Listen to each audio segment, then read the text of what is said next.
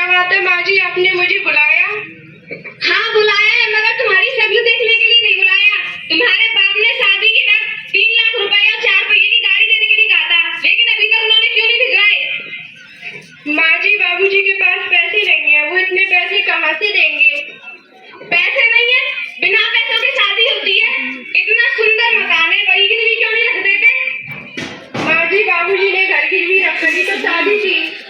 अच्छा जाओ और अपने बाप से कह देना कि जल्द से जल्द पैसों का इंतजाम कर दे और यहाँ भिजवा दे। ठीक है। विनोद, ओ विनोद, आया माँ जी, क्या बात है, आपने मुझे बुलाया? इधर आ। तुझे पता है तेरी ससुराल वालों ने अभी तक दहेज के पैसे नहीं भिजवाए? वो सब तो आप ठीक कह रही हो माँ जी, लेकिन आप चिंता मत करो, मैं चुटकी बजा के दहेज के पैसे निकलवा लूंगा। ठीक है बेटा, जाओ। बहू, ओ बहू, अभी तक तुम्हारे बाप ने दहेज के पैसे नहीं भिजवाए? माँ जी, बाबूजी के पास पैसे नहीं है। विनोद, बेटा विनोद, इधर आ। आया माँ जी, क्या बात है? देख तेरी पत्नी की कैसे कैंची की तरह जुबान चल रही है। क्यों तुम्हारी इतनी हिम्मत मेरी माँ से जुबान लड़ा रही हो? नीचे गिर सा। मैंने माँ जी से जुबान नहीं लड़ाई। बेटा, लाटों के भूत बातों से नहीं मानते। निकल जाओ मेरे घर से, मेरे घर में तुम्हारी कोई जरूरत नहीं है। भगवान के लिए मुझे मत निकालो, मैं कहाँ जाऊंगी? बाहर में जा, मुझे तुम्हारी कोई जरूरत नहीं है। अगर तुम्हें इस घर में रहना है तो पहले अपने बाबूजी से कहकर दहेज के पैसे लेकर आओ, तभी तुम इस घर में रह सकती हो, वरना निकल जाओ मेरे घर से। बेटी, तुम यहाँ कैसे? तुम अकेली आई हो? तुम्हारे साथ दामाद जी नहीं है? पिताजी, मेरे ससुराल वालों ने दहेज न लाने के कारण मुझे घर से निकाल दिया है। बिना दहेज वो मुझे घर में घुसने नहीं देंगे। वो ऐसा कैसे कर सकते हैं? शादी वक्त भी तो उन्हें काफी धन दिया था, और ये भी तो तेरा ही घर है, तेरे घर बेच दूंगा। नहीं पिताजी, घर बेचने की कोई जरूरत नहीं, ना ही मुझे उस घर में वापस जाना है। कोई बात नहीं, ये भी तो तेरा ही घर है, दोनों साथ मिलकर रहेंगे। विनोद बेटा, तुम्हें पता है बगल के गांव में एक लालाजी रहते हैं, उनकी एक बेटी है, बीए पास है, बहुत पैसे वाले हैं। तुम उनकी बेटी से शादी कर लो। शादी में 4 पहिए की गाड़ी, बहुत सारे पैसे, घर का सारा सामान, सब कुछ मिलेगा। इतना सब कुछ मिलेगा माँ जी? फिर तो मैं वही शादी करूंगा, जरूर करूंगा, चाहे लड़की कैसी भी हो।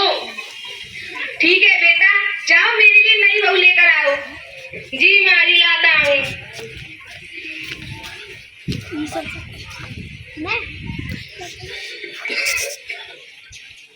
माँ जी, मैं आपके लिए नई बहू लेकर आया हूँ। आई बेटा, आरती की थाल लेकर आ रही हूँ।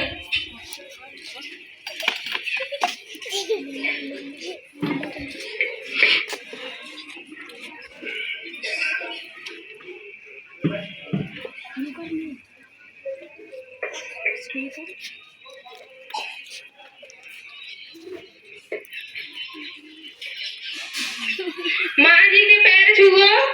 पैर मैं नहीं छूंगी, माई फुट। कोई बात नहीं बेटा, अभी बहू नई है, सीख जाएगी, रहेगी तो। जी माँ जी। माँ जी, कहाँ हो आप? क्या है बहू? मेरे लिए कोल्ड ड्रिंक ले आना, प्यास लगी है मुझे। ये क्या होती है? वही जो मेरे डैडी ने दी थी, रखी है, उसी में से ले आओ। अच्छा, लाती हूँ।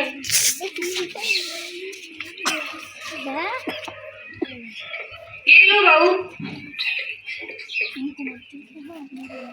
माँ जी, कहाँ हो आप? आई बहू, क्या बात है बहू? देखो ना मेरा कमरा कितना गंदा पड़ा है, इस पे झाड़ू लगाने ना प्लीज। लेकिन ये तो तुम्हारा काम है ना, तुम करो, मैं क्यों करूंगी? मैंने अपने डैडी के घर कभी भी झाड़ू नहीं लगाया है, इतने सारे लोग तो चलते रहते हैं, मैं यहाँ पे झाड़ू लगाऊंगी, मेरे डैडी ने यहाँ पे झाड़ू लगाने नहीं भेजा मुझे। ठीक है बेटा।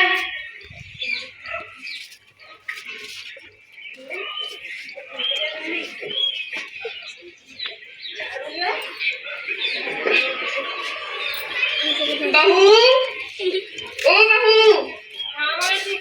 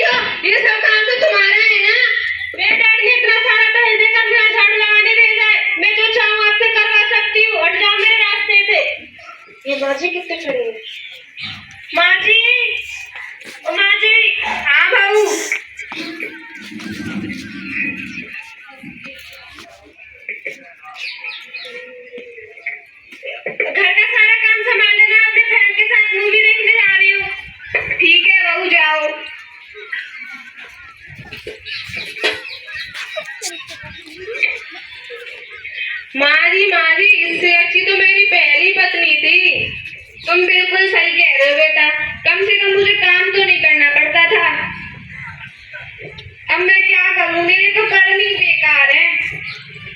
माँ जी ये सब आपके कारण ही तो हुआ है, अब आप पछता रही हो। क्या करूं बेटा मैं दहेज, अब मैं जीवन में कभी भी दहेज के बारे में बात नहीं करूंगी, मुझे माफ कर दे और मुझे मेरी पहली वाली बहू के पास ले चल। जी माँ जी, अगर वो नहीं आई तो मैं उसे मना लूंगी। जी माँ जी, चलते हैं।